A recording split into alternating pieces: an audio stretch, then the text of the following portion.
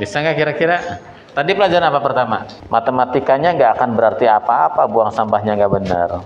Dalam bentuk pembelajaran berbasis proyek, anak-anak bisa menghasilkan kursi-kursi semacam ini. Ini adalah kursi yang dihasilkan dari sampah plastik, dari EcoBrick namanya. Buat apa sekolah pinter-pinter gitu, buang sampah nggak benar, ngerusak gitu.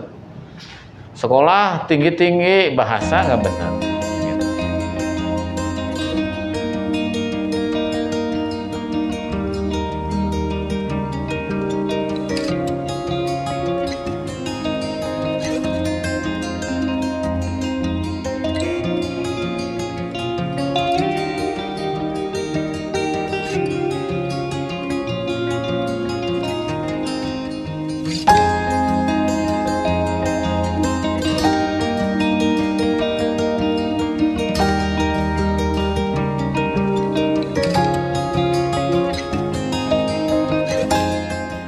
Kelas sabaraha?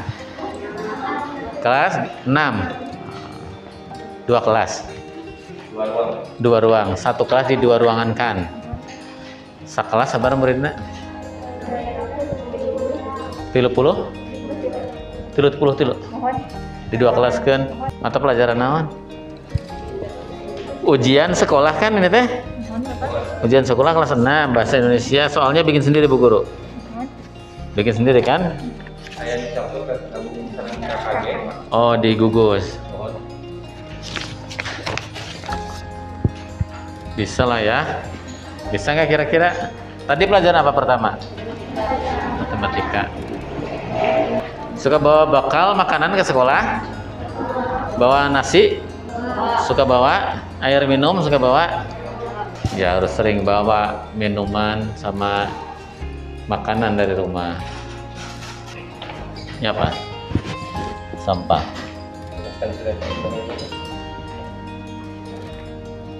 Nanti anak-anak belajar buang sampahnya harus mulai tertib. Plastik sama kertas nggak boleh dicampur, ya, karena nggak hancur plastiknya. Kalau kertas hancur.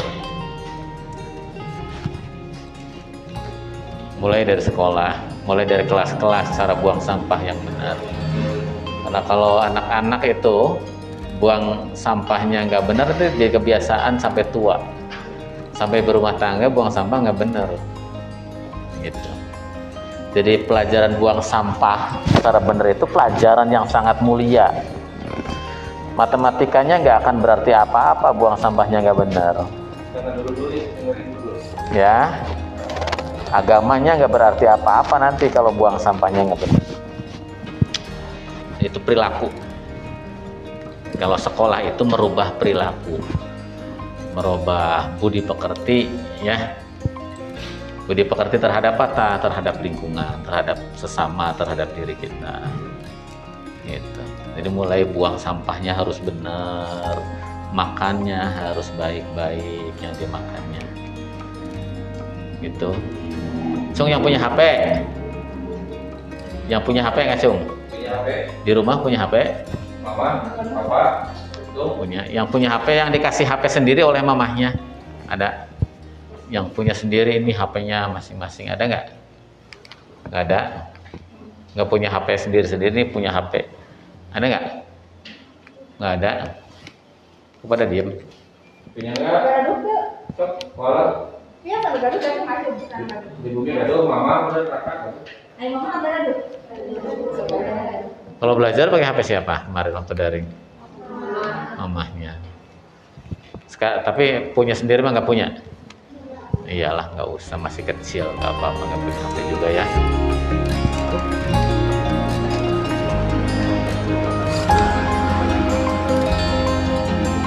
Assalamualaikum.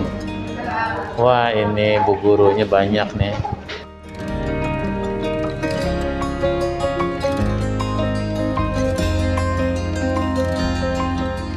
Tips sekolahnya, ini sekolah kan berbunga bagus nih, segar ya. Saya dulu pernah kesini kayak gini. Ya, harus hijau. Karena ya sekolahnya tempat anak-anak kita nanti pulang ke masyarakat itu kan anak-anak ini jadi anggota masyarakat. Jadi dimulai dari sekolah buang sampahnya yang benar. Terus nanti ada pengolahan sampah, misalnya di sini ada sampah organik nih. Di setiap kelas dikasih sampah organik, 2 tong sampah aja, nanti dimasukin ke komposter tanam. Sekolah tinggi-tinggi, bahasa nggak bener, gitu. Nggak punya kepedulian terhadap sesama. Ini kan kalau sekolahnya banyak bunganya kan enak tuh, berbunga, banyak kembang, jadi beradab di sekolah teh, gitu. Jadi harus mencerminkan orang-orang berpendidikan, ya kan. Sekolah tempat pendidikan, ada guru di situ. Nah, jadi harus mencerminkan bahwa ini teh tempat orang-orang berpendidikan, bersih. Enak kan kalau masuk ke sekolah yang terawat, itu enak. Beda kalau masuk sekolah yang tidak terawat, Pak. Ibu kayak lamun lebet ka, iya nya ka bumi balata ka. Sok ibu lebet ka toilet, ka WC anu henteu bersih pan teu betah. Oh, balik deui gitu. Gitu. Semua sama kayak gitu. Dan tempat-tempat yang bersih itu menimbulkan energi positif. Energi positifnya apa? Lamun masuk ke sekolah nu bersih pasti resep gawena oge ya, Bu ya. Iya enggak? Betah. Masuk ke situ, lihat apa, banyak buah-buahan, banyak bunga, banyak sayuran. Sekolahnya bersih, nggak ada plastik di sekolah, enak. Saya tuh pengen sekolah-sekolah itu bebas dari sampah plastik.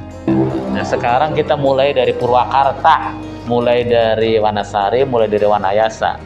Biar apa, nanti anak-anaknya beradab, punya adab buang sampah.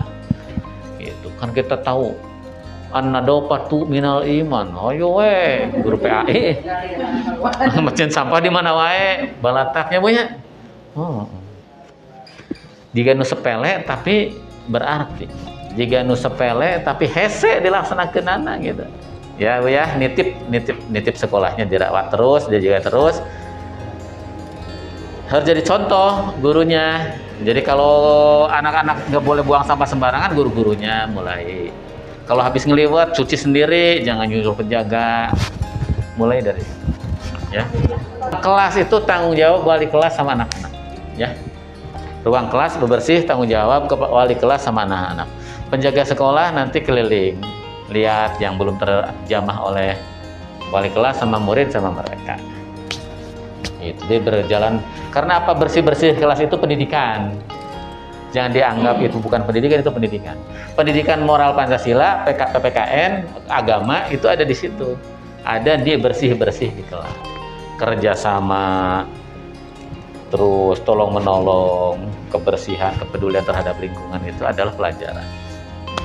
Kita biasanya kan pelajaran agama ngapalkeun. Bebersih, wah, jaga sekolah itu. Jangan.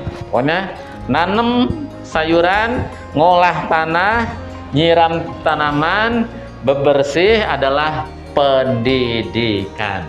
Gitu.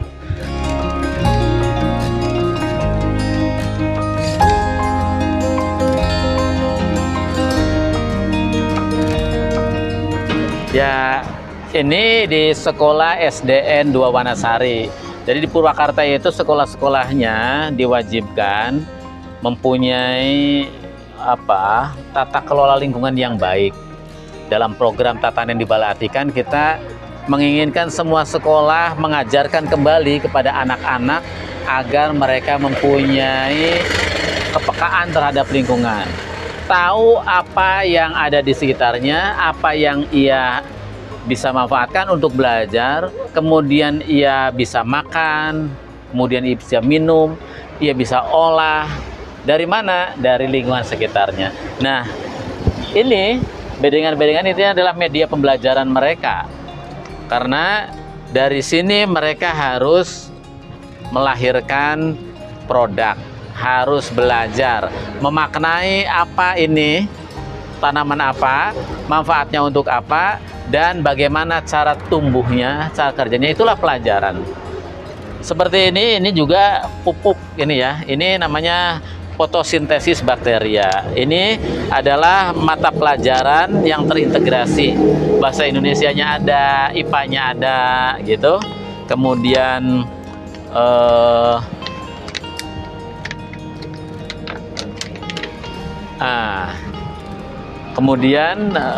matematikanya ada. Karena ini di sini anak-anak kan belajar perbandingan. Anak-anak harus menceritakan, anak-anak harus bisa memanfaatkan ini untuk sayuran di sekitar sekolahnya. Ini terbuat dari telur dan penyedap rasa dan air. Botol-botol yang kemarin tidak terpakai harus bisa dimanfaatkan kembali, di-reuse untuk kepentingan kehidupan mereka. Ini kayak ini kan tumbuh-tumbuhan, ini kan apa? Surawung orang sini bilang. Ini surawung, ada lenca gitu ya. Bunga-bunga edible, ini bunga-bunga yang bisa dikonsumsi sebenarnya.